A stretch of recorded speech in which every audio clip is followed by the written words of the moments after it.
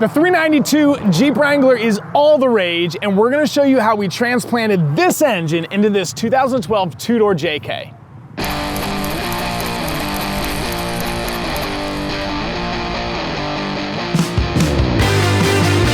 We've got the 2012 JK two-door in the shop, and I am so excited about this project. A 6.4-liter 392 Hemi in a 2012 two-door JK is gonna be awesome. I even like that this thing's not really lifted that much because this thing's gonna be putting a ton of power to the ground. Behind me is this crate. It's really well packed, and it shows you exactly what we're doing. This whole kit is pre-engineered from Dakota Customs, and they do a great job thinking out everything that we're gonna need to do it.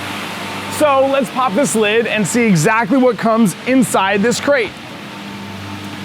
There it is in all its glory. This is the 392 6.4-liter crate engine. This thing is brand new in the box. It also includes everything that we're gonna need to do the whole swap. So we've got AC lines here. We've got all the Mopar parts, the whole exhaust system's in the bottom there. We've got a bell housing, power steering cooler. It's really nice how Dakota Customs has everything in boxes, labeled, ready to go. This should save us a bunch of time. One thing I like about this kit from Dakota is that everything is already installed on this engine. See, this engine doesn't actually come ready to drop into a Jeep unless you order it from Dakota. They've got the right oil pan, intake, belt drive, everything on it to make it for a relatively straightforward installation. And hopefully we're not gonna have to come up with any creative solutions to make this happen. The first thing we're gonna start doing is tearing it down. So we're gonna be removing the grille, the front rad support, and of course the whole engine and transmission.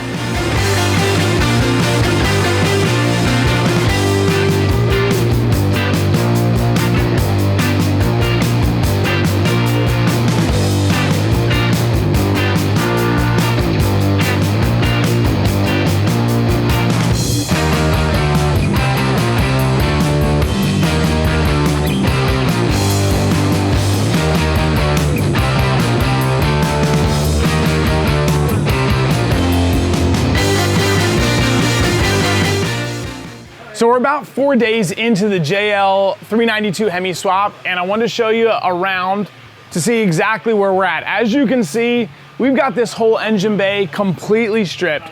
The old engine is out back behind the Jeep. We removed the 3.6 liter, and you can see this is the original transmission. We've got that removed and all the modifications necessary completed to go back in. And it's pretty simple. What they do in this kit is replace this bell housing.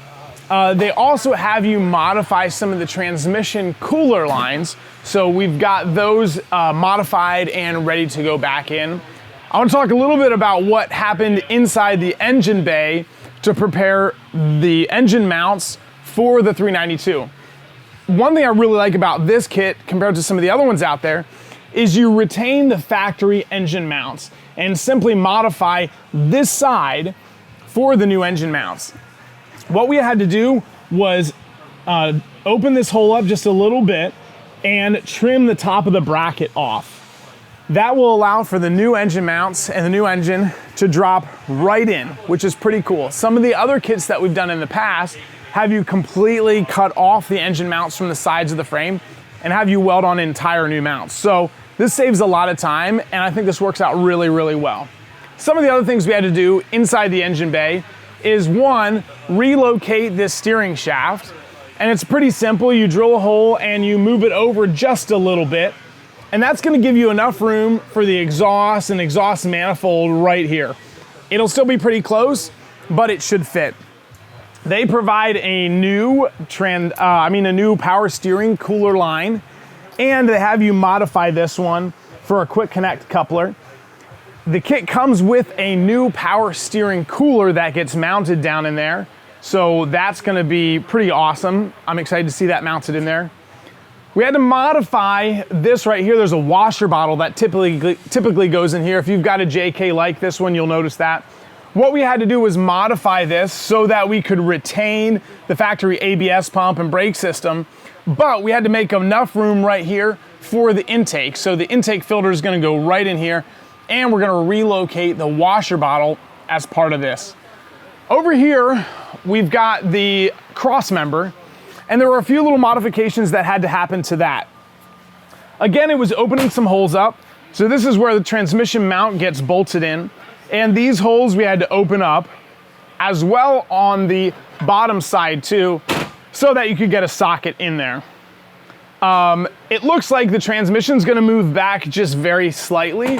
So I imagine the factory drive shafts are gonna work just perfectly. Over there, laying up against the wall, you can see the whole front header, headlights, fan, radiator assembly. And that's gonna essentially go back in. Dakota Customs does provide a new radiator with this kit, and it is awesome. It's the exact same rad that I use in my Hemi Jeep. They've got cast tanks, and I think it's the best one in the industry. So we're gonna swap that in. The kit comes with new air conditioning lines. So we've got the old lines removed, and they're set aside over there, as well as exhaust system complete. So we've got that completely out of here. So we're gonna keep cranking through, hopefully a few more days, and we'll have this thing all wrapped up. I'm excited to hear it and drive it, and I'm sure you are too.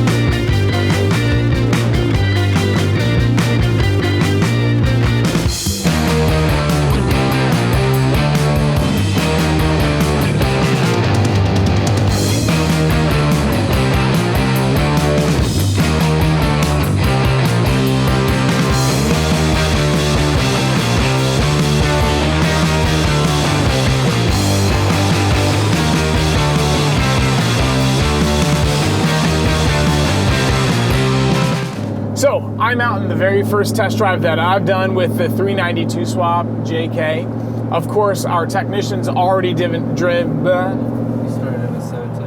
Okay. I'm out in our very first test drive in the 6.4 JK. Of course, our technician's already done his test drive and gave it his final blessing. So I was eager to take it, and so he handed me the keys, and here we are. I really like the power that the 6.4 liter gives to this basically stock JK two-door. The power is incredible, and man, when you lay in it, it sounds awesome. So, while we're cruising, everything works like normal. We've got the AC on, the cruise works, there's no check engine lights on, nothing weird with stability. You really can't feel any additional weight from the 6.4 liter, which is nice.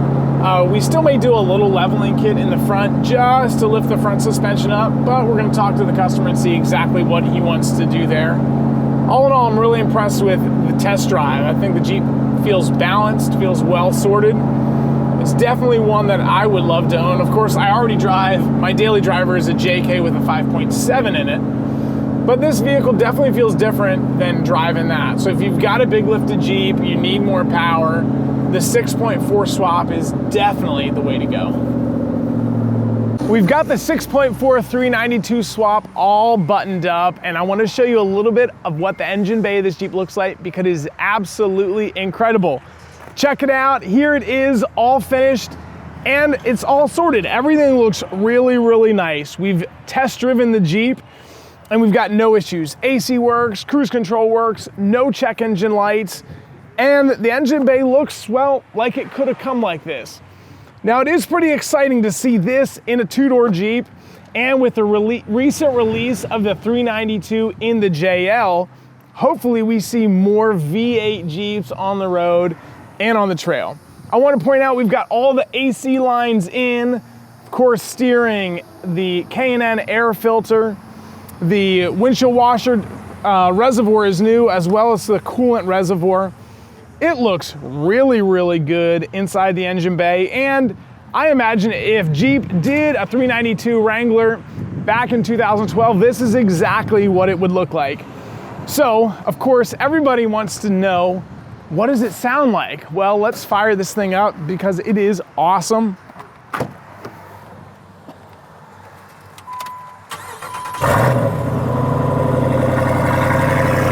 Now, who doesn't like the loud V8 Jeep Wrangler just like they used to have back in the 70s? We hear it all the time with people that used to have a CJ5 back in 1979 with a 304 in it, and how it used to blow the doors off on the drag strip and that kind of stuff. So, seeing a V8 back in the Wrangler is definitely something I'm excited about. If you like this video, for sure, subscribe to our YouTube channel because there's a lot of cool four-wheel drive content that we do every day here in the shop. Also, some of the freshest content we put out is on Instagram and Facebook as well, so follow us there. Lastly, head over to our website, mountainzionoffroad.com. We have a showcase section there that is chock full of some of the sickest builds that we've done, and hopefully it gives you inspiration for a build of your very own. Thanks for watching.